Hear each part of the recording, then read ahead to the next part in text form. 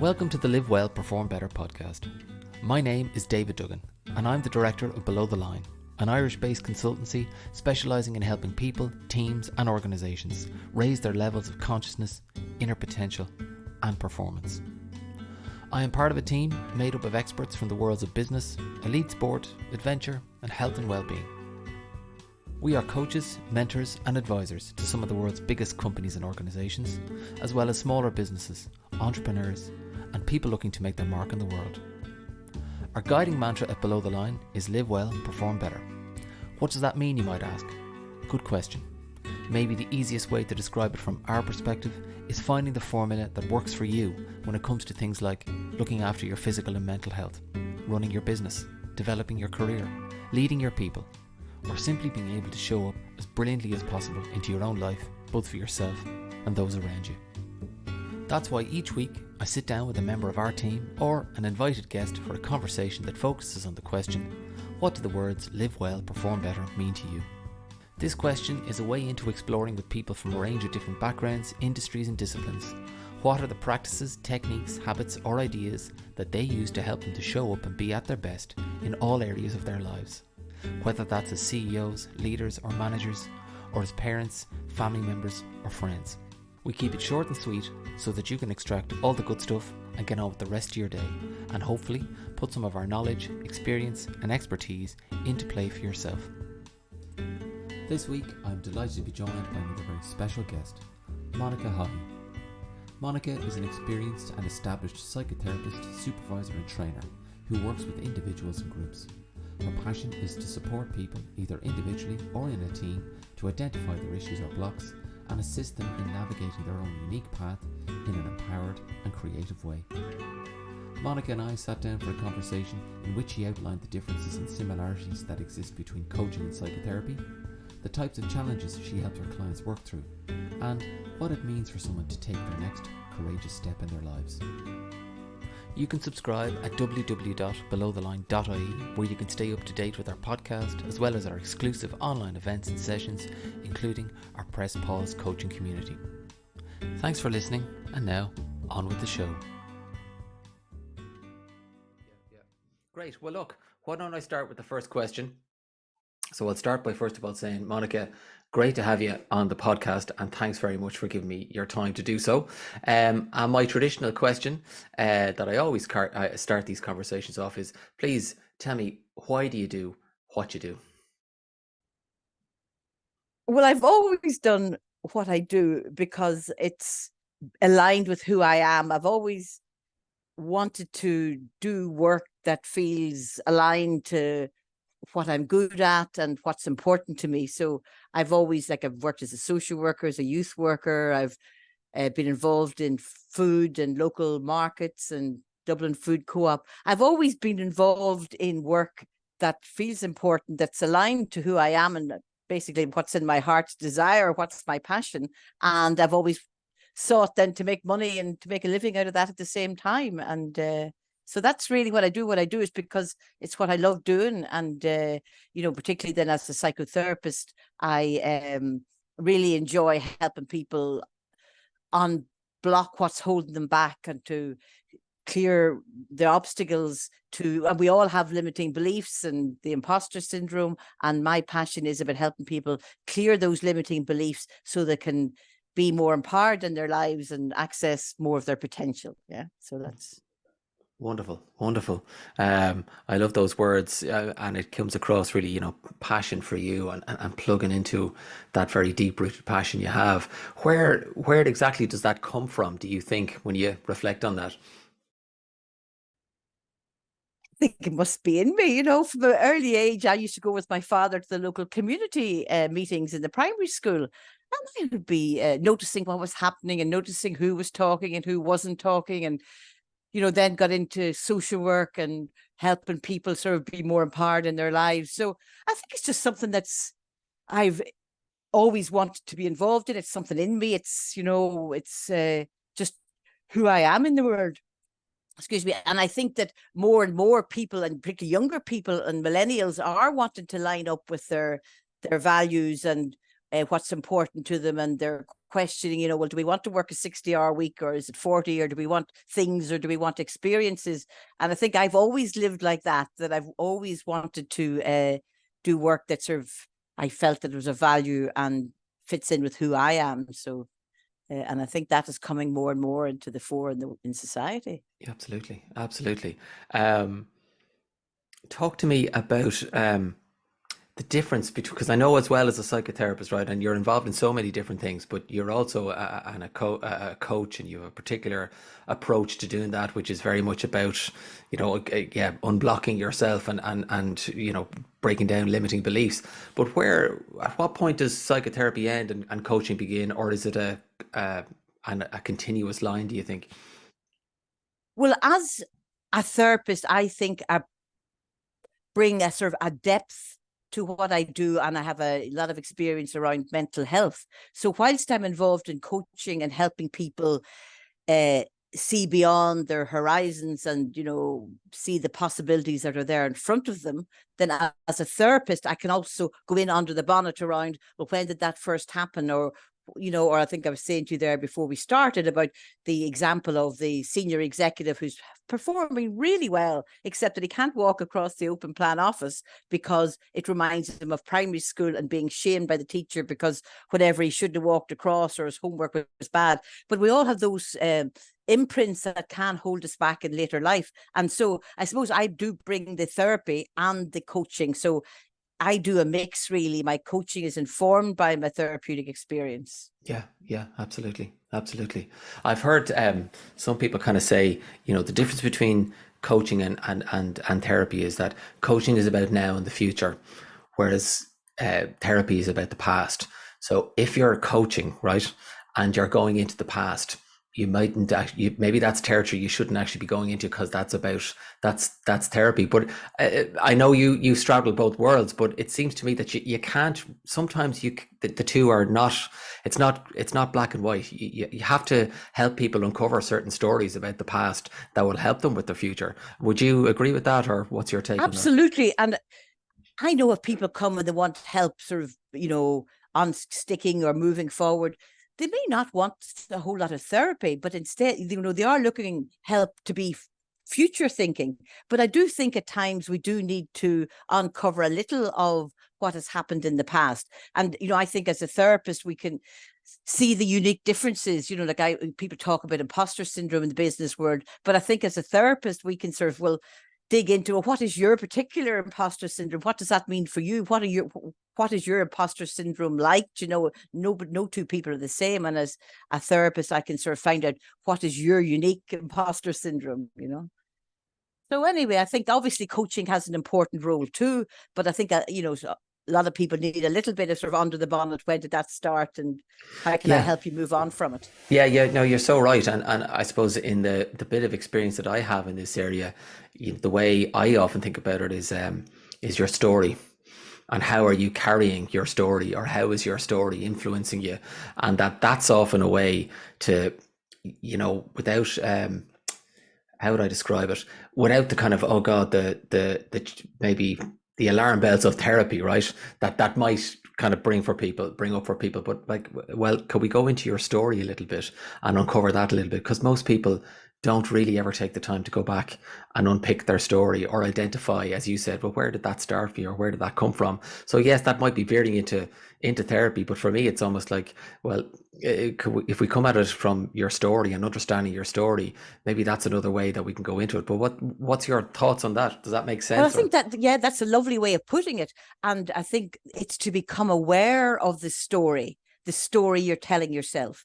Like my story has been, one of my stories is that I'll never make much money. And a lot of people have that. I'll never make much money out of doing what I love doing. And I think to rewrite that story, because I think particularly because the time is now around more and more people really lining up with who they are and what has meaning to them. And more people are wanting to live their authentic selves. And they don't want to be going into an office looking one way and then coming home and unleashing a whole different personality. So I think it is very interesting, that notion of the story, and how once you identify it as a story, then you can separate out from it. You can have a relationship with it, and you can say, so, the story example I gave is I start telling a different story. Of course, I can find places where I'm valued for my offering, my skills, my experience, my talent, so it's often I hear people, or I heard someone recently saying, well, I have this product, and if I want to sell this product, I'm going to have to usurp somebody else because they're already selling the product. And I could immediately, alarm bells were going. I think this lovely woman who's a fantastic product needs to sort that program out in her mind that she can't bring in her product because she's usurping someone else. And so obviously very decent person, but she needs to look at reframing that, the story she's telling herself. But often in therapy, I hear lots and coaching, I hear lots of stories, and often we don't even notice the story we're telling ourselves till we have a chance to tell somebody about it, and to be heard. Absolutely.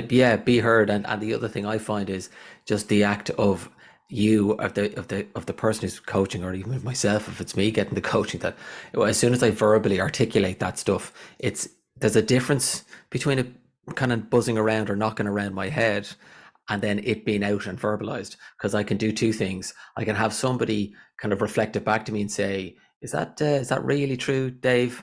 Or is that really accurate?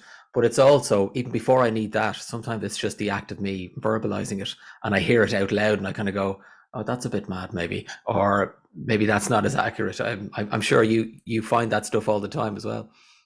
Absolutely. That's really what it's about, is developing that awareness of how we're so often limiting ourselves. And, the neuroscientists, these people like Joe Dispenza, are all the time talking about, listening to your program and setting your intention as something else and getting into the feeling of it. And that's like reprogramming yourself into something else. And the whole manifesting and imagining what you do want is all now backed up by the neuroscience that, yes, be careful what you wish for, so we need to sort of clear the stories and the limiting beliefs before we can start to create and feel empowered about what we do want for our lives and our businesses. Yeah. And I mean, you're from what I know of you, I mean, you're coaching, as you said, people in high pressure jobs, big executives in industries. You're coaching people right across the board. But just going back to what you were saying there about meaning, and I think you're right. It's almost like the pursuit of meaning has become legitimized in the last couple of years, when it wasn't. It's like, well, you can't really go, you can't have what you want. But now it's like, well, what's the point otherwise? What do you see in that space with all the people you're coaching? It's such a big theme for you. Like, how does it manifest for people in terms of when they're coming to you looking for coaching?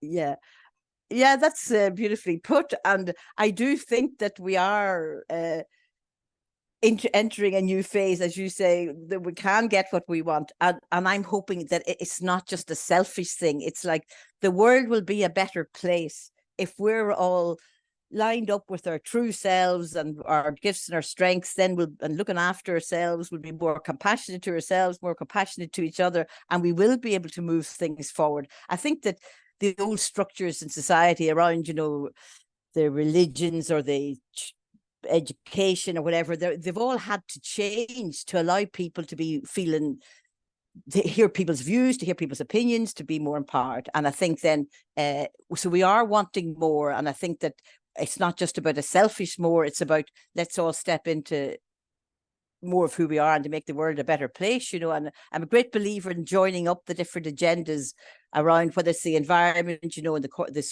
corporate social responsibility, and then the personal well-being.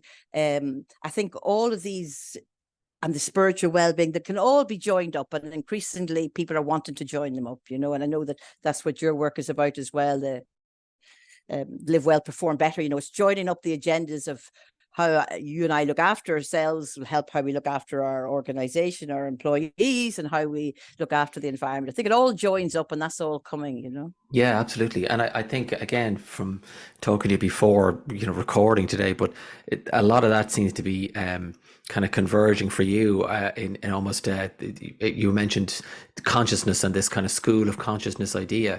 And that when we first met, indeed, you were involved with the Dublin Food Co-op, but you were also a psychotherapist at the time. So it seems to me like there's a couple of those aspects really coming together for you in this new idea. So I'd love for people listening to this to learn more about that and tell us more about I mean, it. I couldn't understand why, as a psychotherapist, that I was involved in the Dublin Food Co-op, and then I developed this Good Food Initiative, and I was thinking, I'm a therapist, and what am I doing with the Good Food Initiative? And and I had people, I was hosting cookery classes in my kitchen, and it was all about teaching people or how to look after their families and to build health for their families. And it's only at this stage that I've realized, of course, it all joins up. It's all about people taking more agency of their lives, more agencies of their health, their family's health.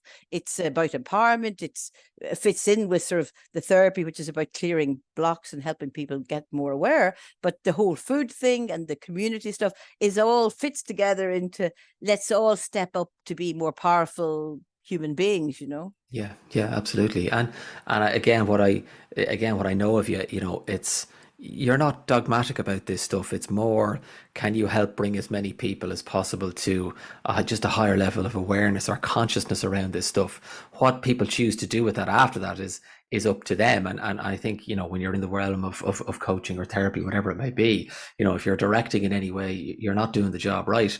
But it seems to me that that's a big part of what you're trying to do, is like just raise that consciousness bar for people, and hopefully they step into that space of what you were saying there, awareness, responsibility, which is, it's always tricky for us to do, because you're into the realm of behavior change, and you're back to stories and breaking the cycle of stories and thought patterns and all that type of stuff. But yeah, am I on I the think that right that path? has been a challenge for me. I've Yes. been, I run groups, transformation support groups, and think, oh, that's too heavy. And, that didn't work. And passion and purpose groups.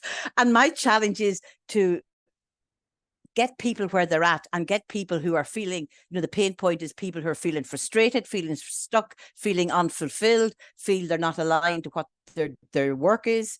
And I'm running a one day again this Saturday around helping you with your courageous next step. And it's for people who are feeling a bit stuck or just not satisfied and know there's more to life. Or as one lovely woman who's coming said, I want more color in my life. So that's a softer way than saying, come on over in this transformation support, because human nature, probably everybody finds change difficult, and generally people aren't lining up for change. Some of us do, but generally people are comfortable in their own space. So we have to find ways and tap into that pain point, as any good marketer knows. What is it that's really going to motivate you to engage in some kind of process of change? And I say it could be that you have this project or idea, or there's something bubbling, or it's dissatisfaction, or something that's really impels you to think, okay, listen, I need to do something about this. So Yeah, absolutely. And you're right. There's, it can be a pain point. It can be a bubbling. It can be a call to adventure.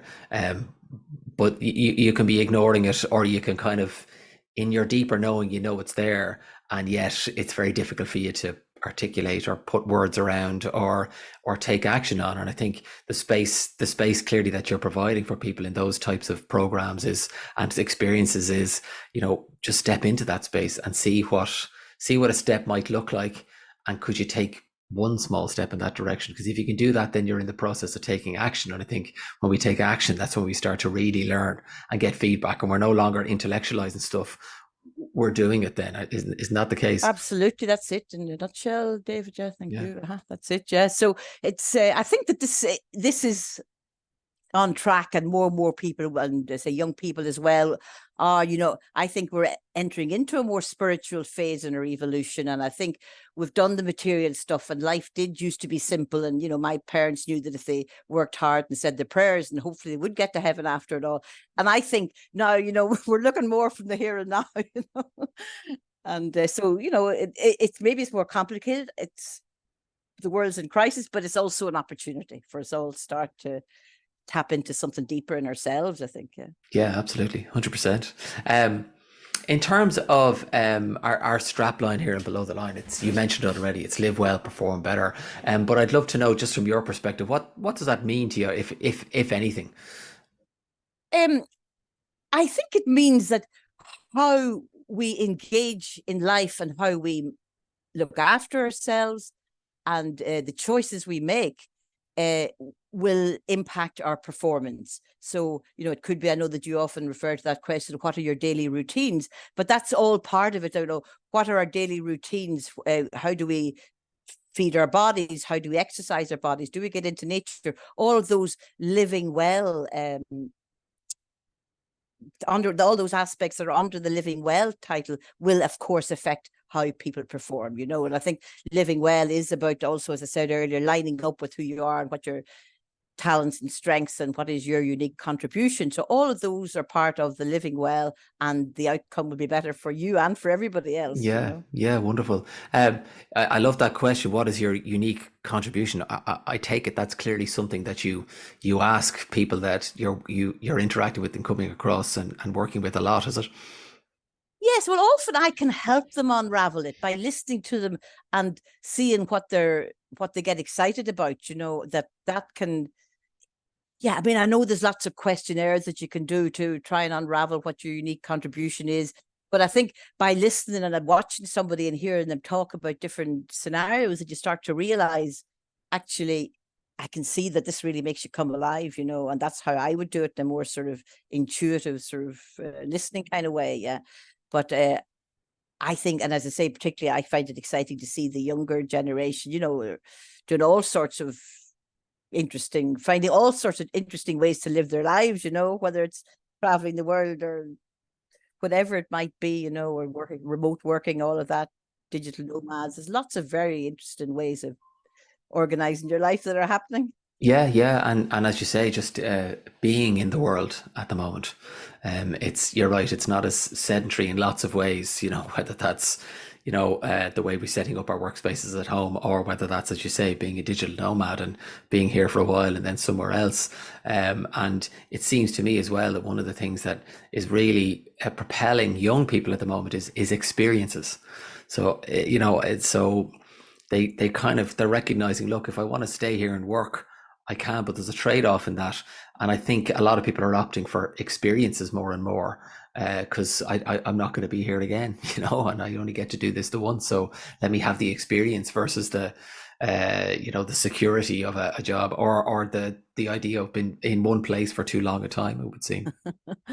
Yeah, that's right. And I think it's a good way of being in the world to, there's a big reevaluation going on, and they're doing that, and I think it's great that they're looking for more meaning and making all sorts of choices about their lifestyle and want to do less damage to the planet in the meantime. I think there's a lot of that, and all this vintage stuff and stuff you do online, swapping online, and there's a lot of good stuff. Or like in our local WhatsApp group here, someone was looking for a bit of magnolia paint, or some school books going re-exchanging. There's a lot of very good trends coming along around passing on old stuff and all of that, Yeah. So it's all good.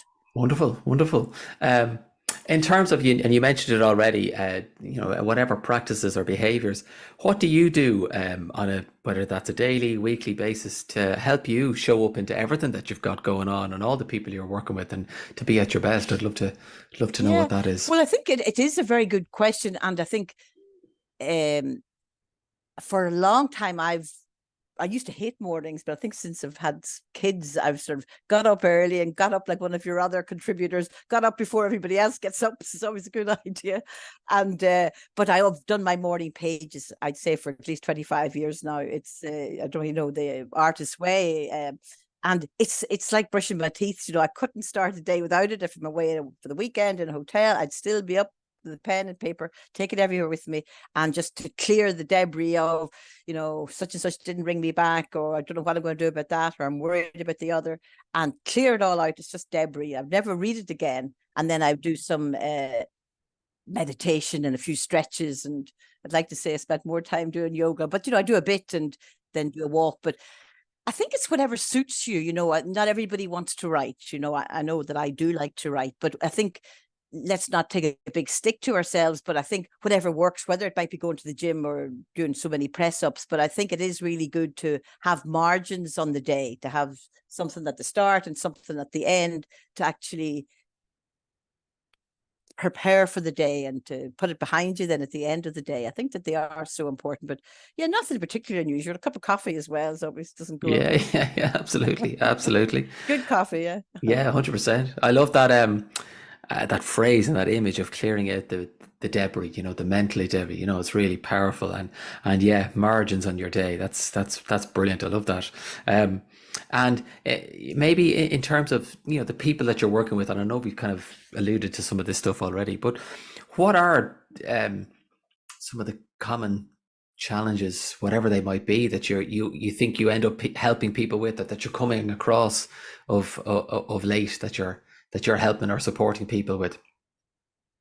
Well, I don't know whether it's just my particular lens, but I certainly see a lot of people, and maybe it's because my website is all about helping you with your courageous next step. So I do come across people who are at a juncture who are saying, I've been doing this, and you know, I don't really like how I'm treated at work, and really I'd love to be doing the other, or I'd love to be stepping up a level at work, or I'd love to be actually going to renting that cottage in Roscommon and have the extra room to do my craft work. More and more people wanting to step in more fully to their potential and taking this next step, or helping a bit of hand holding around, what is my next step? Why am I dissatisfied? What is it really I'd love to be doing? And then what's holding me back? So I'm attracting a lot of people like that who are at a juncture, whether it's because of what I'm looking for and seeing, and but I do think it's happening at an individual level, but it's happening at a collective level around, as the structures have all collapsed or collapsing, that it's really time for us to step into the driving seat of our own lives. So I do see a lot of that, people wanting help with taking new steps. Wonderful. And what do you think, what is the breakthrough that somebody needs or requires to do What that? I think it is, trust yourself. I've had people coming away from these one days and they said, but Monica, you trusted me and you believed in me, you know. And for somebody outside, because I'm not an expert in all these different areas that people are coming to me about. In fact, my passion is about listening to your expertise, you know. So if you want to set up an art center, thinking, well, it sounds good, and I can see your eyes light up as you talk about it, tell me how you would do it, you know. So this woman who came to my workshop, and then at the end of the day said, actually, I am going to write that book. Now, I can't tell her how to write a book, but I can certainly help her clear the beliefs around not writing a book. And then all she has to do is step in to. So I think it's just trusting in people, helping them listen to themselves, tap into their own energy and enthusiasm for whatever it is. And I think we all need support around, if we are going to be creatives. The term I use, it's people don't quite get, it's like creative entrepreneurs, but it's like designing your own life, seeing the opportunities, trusting yourself, lining up with who you really are. So that's that's what I'm working with and what I enjoy doing. Yeah. Wonderful. It sounds like for a lot of people that are working with you, that you're encountering, that you're a catalyzing force for them, that they may not have got to the career change or the business idea or the dream without, you know, coming across you. And that's not, and I know you don't have any ego in that, and you're not saying, well, it's because of me, but it's more the way you're just, you're the point around which a lot of people kind of clearly pivot, and because of the questions you're asking and the contribution you're trying to make in people's worlds. I think it's just about holding the space and seeing the potential. And you know, if you said to me, David, or Monica, I think I'd like to go to the moon, I'd be saying, okay, so tell me about that, David. How are we going to work that out? Who do you know? How are you going to, you know, and obviously that's an extreme example, but I would get excited about helping you with whatever it is that you see as possible. And, you know, then I would help you unravel that and find the steps, you know. So it'd be permission giving and helping you access your own inner expert. Yeah. Brilliant. Permission giving. You're right. Yeah, I love it. And then my last question on my list here is always, what's the one piece of advice you would give to anyone looking to live well and perform better? I would say it's find the people and the places where you feel you're honored and recognized and can make a difference or can make a contribution. You know, go to places that feel in alignment with you are, you know. So obviously it'll have to meet the financial requirements and needs that you have, and it'll also meet your value system. And it's places where you feel honored and feel good about yourself and feel, yeah, this is me and I enjoy this, you know, and I'm good at this and people are appreciating me and valuing me. And I think more and more employers are recognizing that employees need to feel good about themselves and what they do, you know, and Yeah. to actually work well, you know. So Yeah. Wonderful, wonderful. And then lastly, before I let you go, so that anyone who's interested in finding out more about you, tell me more about your courageous next step, the work you're doing. Where can people find out about you? What's coming up in your world that you would like people to be aware of as they listen so to this? thank you, regularly run these 1-day workshops. There's one coming up this Saturday, helping you with the courageous next step, and it's always a fun, supportive day, small group of people. Where are you? What would you love to be doing really, and what's holding you back? And then I do these in person. I prefer in person if I can. Master classes for people who have who are creative entrepreneurs, who are engaging well in what they're doing, you know, high performing people, but need peers. They're like mastermind groups. Yeah. So I run these mastermind groups as well for people who, you know, who are doing something unique and entrepreneurial, and they meet 4 or 5 other entrepreneurs as well. So it's monicahaughey.ie. and you can join, get my newsletter, and set up a meeting if you'd like, just to chat about where you are and whether I might be able to help you. So it's monicahaughey.ie. Wonderful. Well, Monica, thanks very much. I've loved the conversation. It's been so energizing and inspiring. And knowing you as I have done for the last couple of years, it's been just lovely to, just fill in the gaps in terms of your own story for myself. So, and I know for anyone listening to this, they're going to find it hugely interesting. And I hope lots of people come to flock to you to work out their next courageous step or their courageous next step. But thanks, David. Great to talk to you now.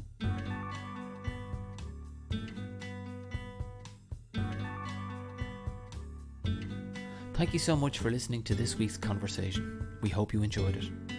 If you like what you heard and you want to stay in touch with us, then please head over to www.belowtheline.ie to subscribe to our mailing list and to explore our upcoming programs and events. Until then, take care and see you next time.